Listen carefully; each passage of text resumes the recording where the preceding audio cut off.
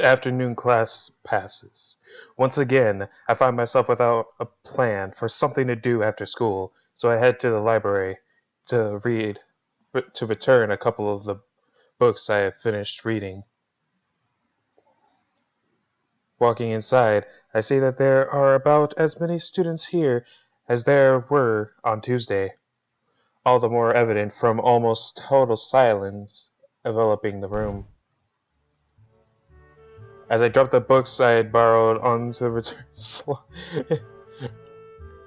That's some really big books.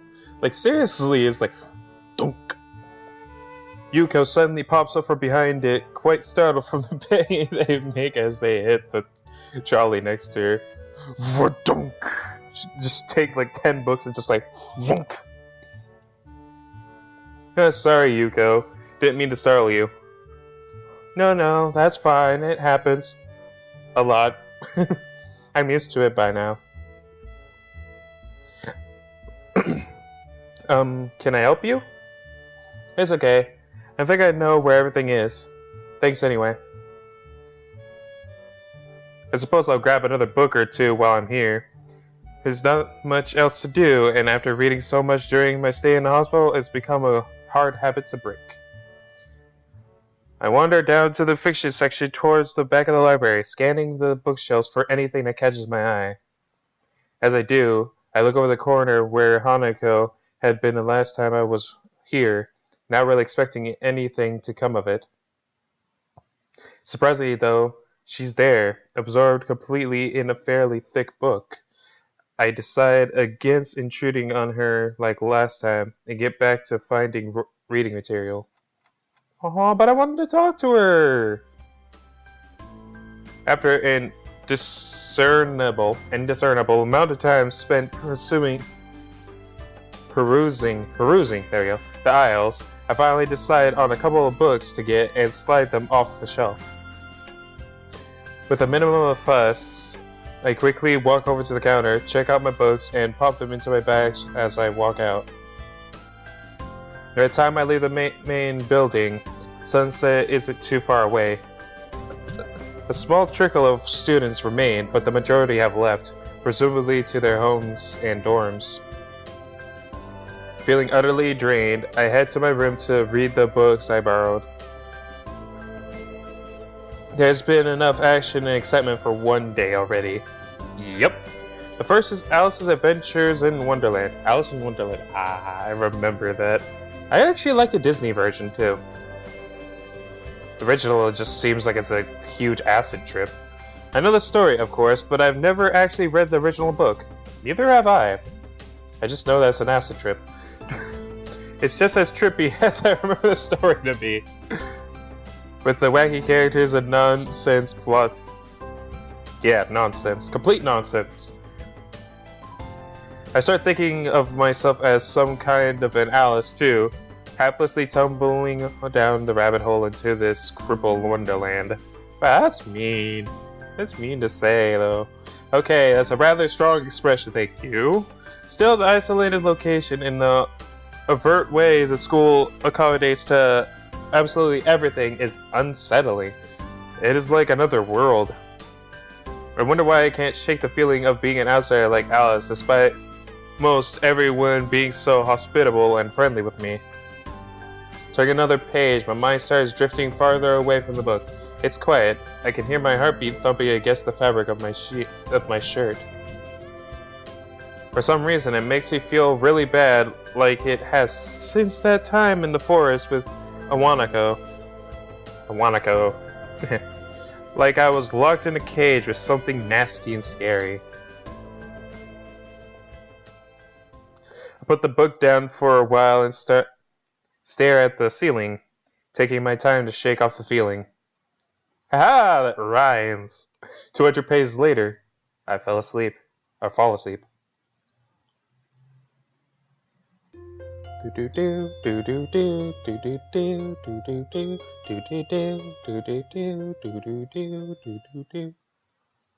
just like that little jingle. The students roll into class for the Saturday morning session. each and every one of them sporting the tired eyes of people that have worked through the night. With only a day left to prepare, I suppose it's not so surprising. Thankfully, we only have to suffer through class until lunch break, and then our time is our own.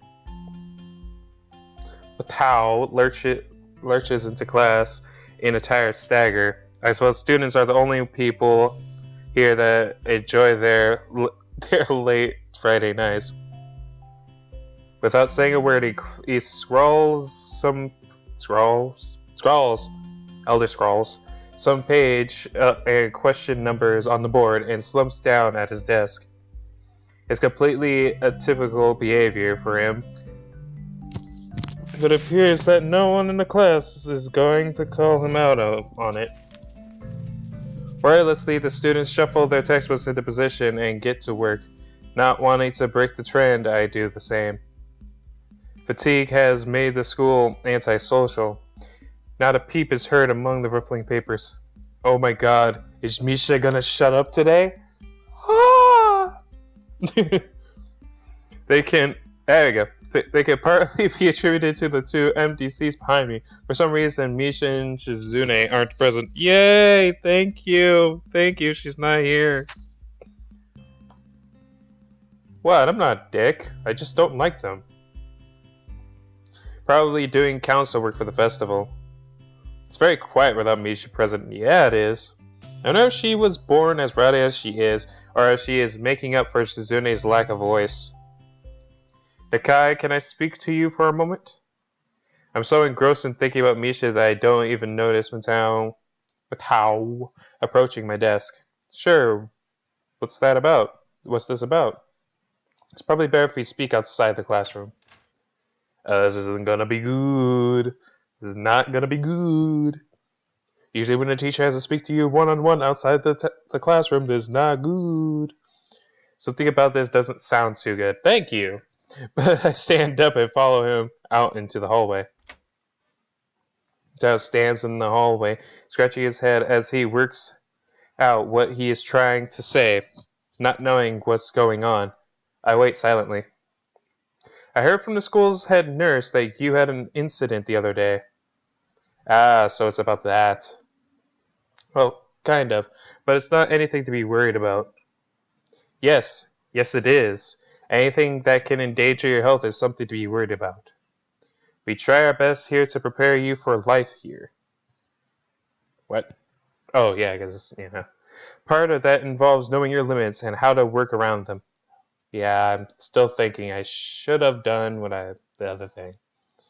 Probably should have taken my time instead of, run and gun.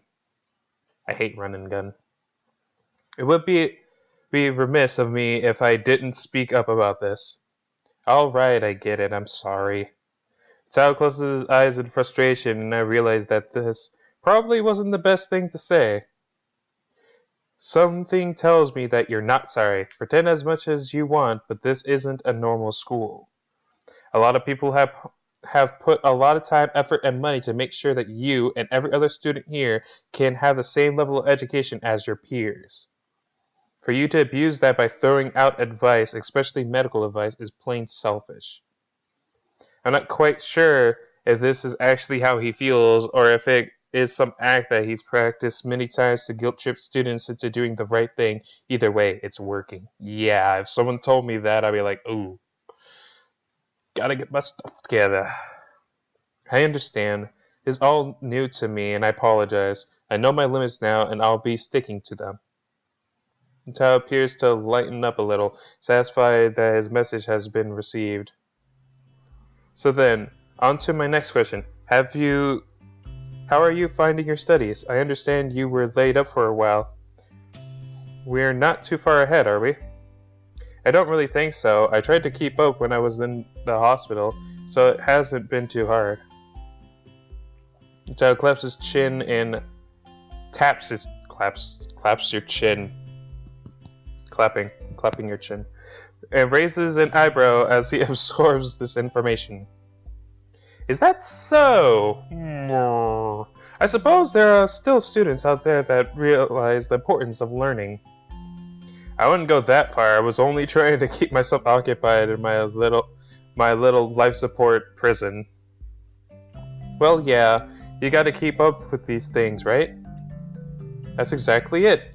One wrong move in this world and you're left behind, right? Sorry, there's something stuck in my eye or something. It's annoying me. Right, wouldn't want that to happen. No, you wouldn't. Every week there's a new scientific discovery. Most of them mean nothing to the lay person, but any one of them could be the key to the next big thing. I'll keep that in mind. It's obvious that Matao's serious talk is over, and he's gone back to his standard, slightly scatterbrained approach to life.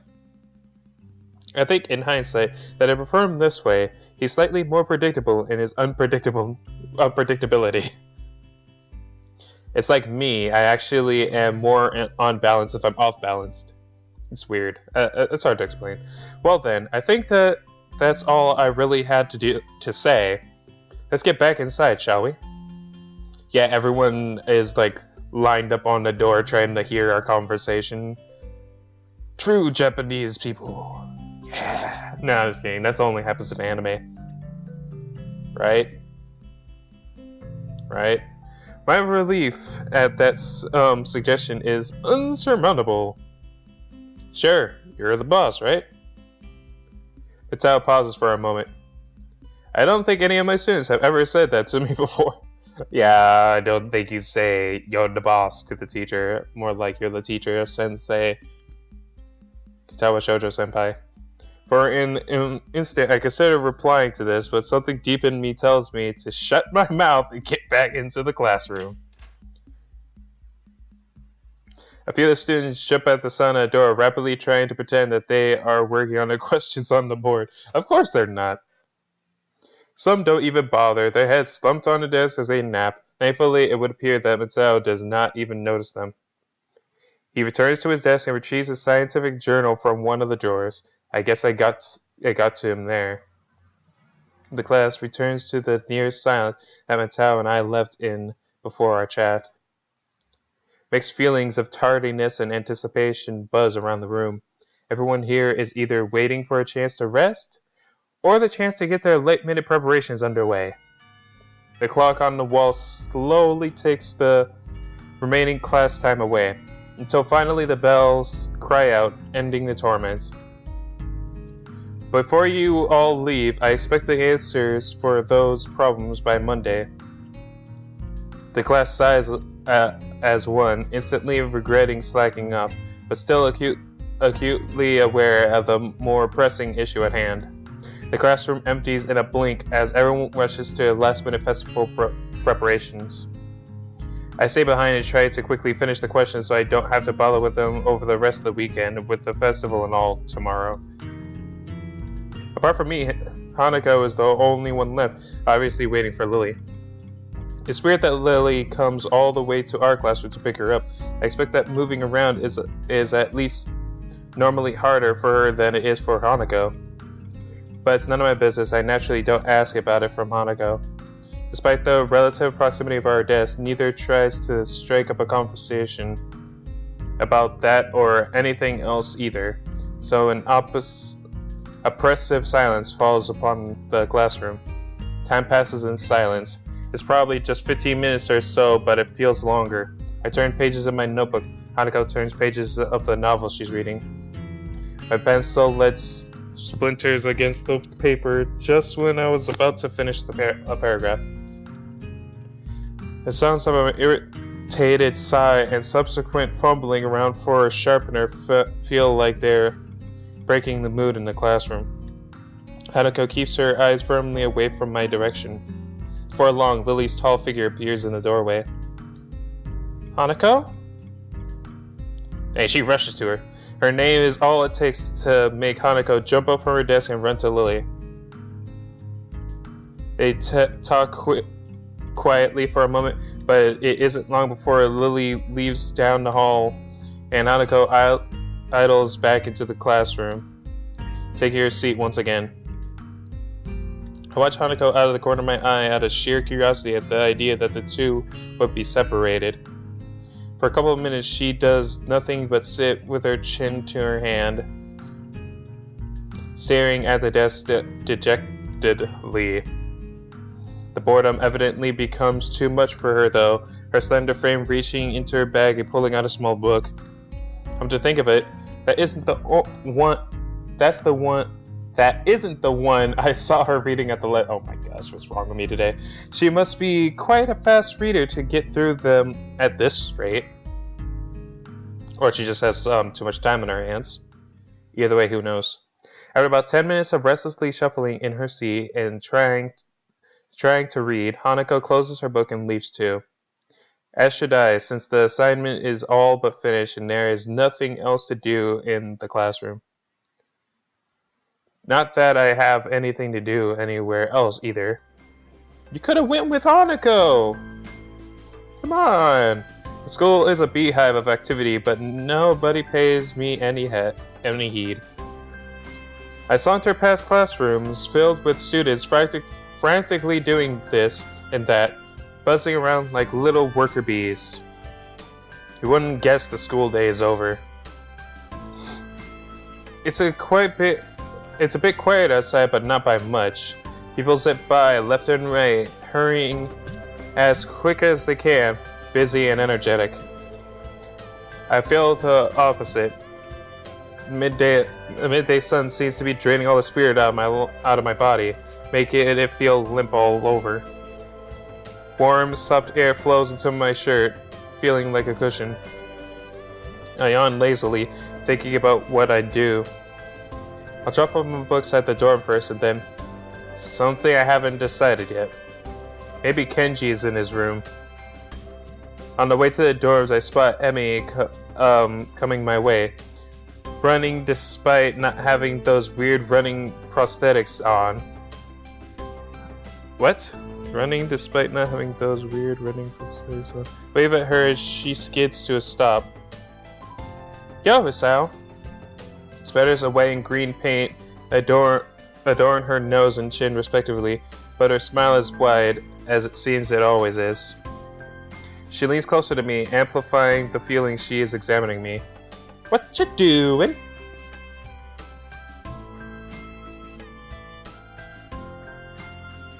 I'm sorry, that caught me off guard. Nothing really. I don't have anything to do for the festival, and everyone else seems to be doing something important.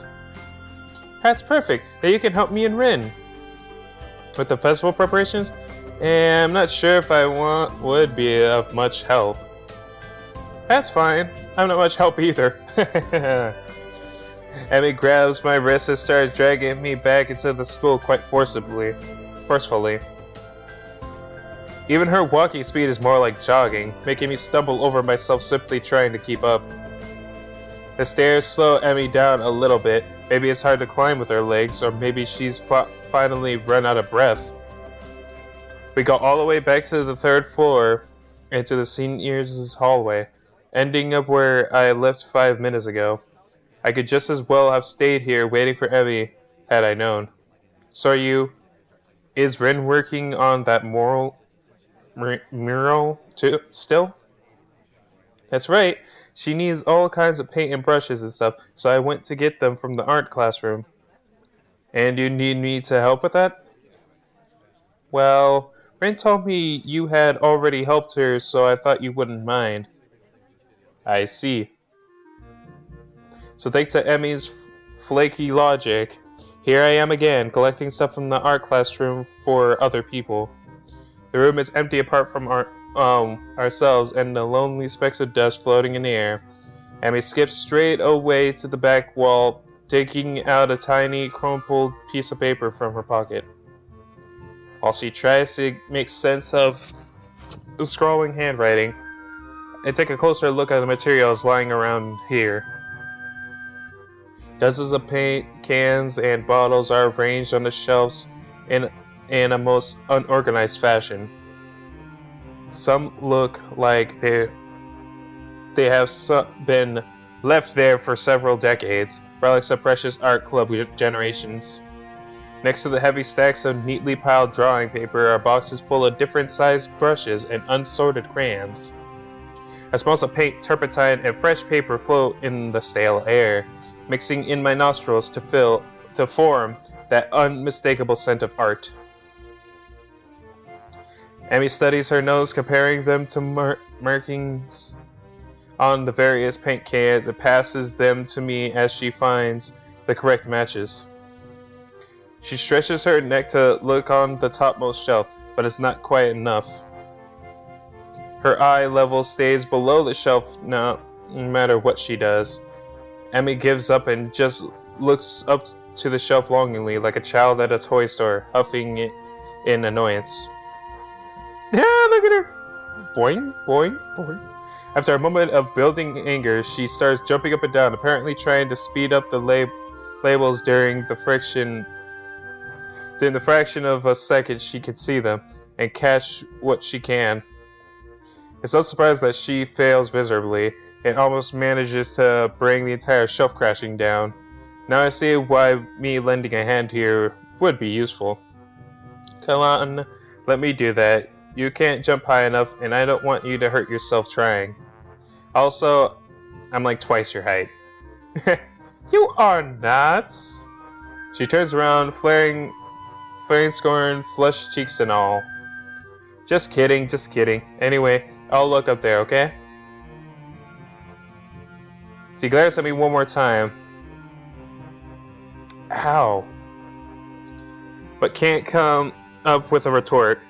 With a grudging oomph, turns her back to me. So I begin scrounging around the top shelf for paint, while below, Emi crouches to scavenge what she can from the cupboards. I shake my head a little after double-checking to ensure she can't see me do so. Emi having a complex about her height was a surprise. I wouldn't have joked about it otherwise. She seems easygoing, but I guess everyone has their weak spots.